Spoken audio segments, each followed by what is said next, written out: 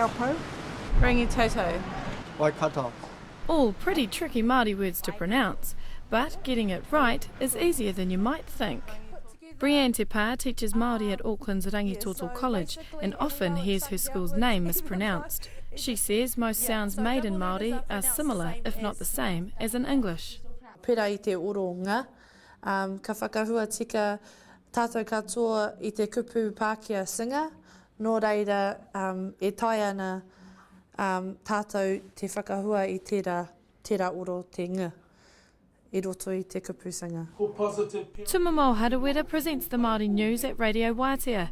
He says it's not just about getting the pronunciation right. Ki te kore e tika ana te whakahua o te kupu Māori, ka ngaro ko te ia o ngā kupu, ka tahi ka ngaro ko te wairua o ngā kōrero. They both agree that with a little effort and practice, you can pronounce like a pro. It's all in the tongue. If you're speaking English, it hits the top of your mouth.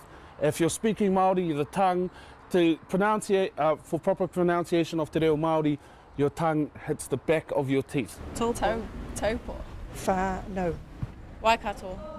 But if you still get stuck, this old pronunciation song is bound to set you straight. It uses all the vowels and sounds in the Māori language and is only 3 chords on the guitar.